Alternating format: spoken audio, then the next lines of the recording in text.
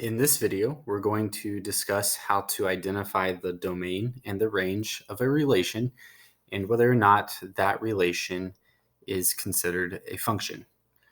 So to start off, we'll look at the domain of a relation, which is simply found by identifying all x values from our ordered pairs. In a similar sense, our range of the relation is the set of all y values from the ordered pairs. So in terms of a relation is just a relationship between your variables, and our variables most commonly are x and y. So the idea is, how do we go from our x variable to our y variable? What x values match with what y values, which then ties into us identifying what a function is. And a function is just a special type of relation in which each value of the domain, in other words, each x value that we have in the relation, is paired with exactly one value of the range. So with exactly one value of y value. So in other words, any x value you have can only be paired with one other y value. Exactly one. And one other thing to note is we're not listing this in the other order. We haven't said that a y value, a value from your range, can only be paired with one value of your domain. It's all in terms of not reusing your x values, not having one x value be paired up with two different y values, but it's totally fine if y values get reused.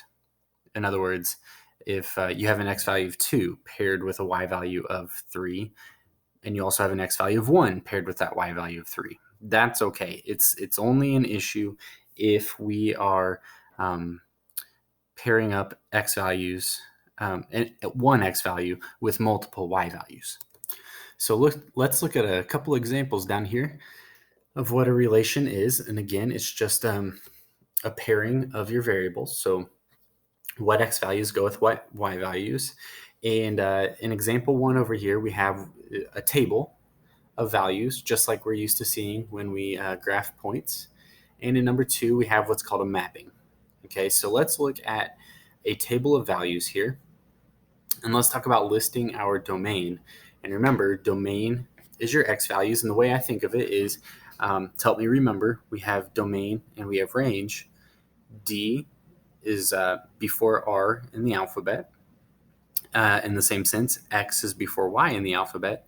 So D will be paired with X because X is before Y and D is before R. And range will be paired with Y. Okay, so as far as finding your domain, you're going to look at what x values you have, how many different x values. It looks like we have 4 different numbers here in our x column, and we're going to list them here within braces, showing a list of values. So we have values of 5, 10, 15, and 20.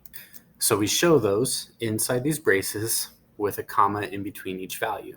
Okay, and so same idea, we'll list our range of values, which is our y values. But you notice over here, even though we have 4 boxes under y, there's only 2 different numbers showing up, a -2 and a -4. So for our range, we'll only list different values that we see. And so our range is going to be -4 and -2, which is the same as putting -2 comma -4.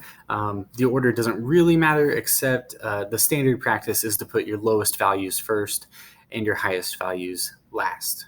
Okay, so determining if this is a function, what we said before was each x value gets paired with exactly one y value. So you see here are your x values. Do any of them repeat?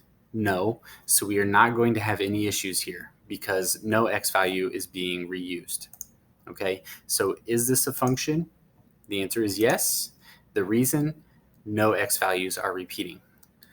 And the real reason would be straight from our definition, each x value we have got paired with exactly one y value. And again, it's okay if y values get reused.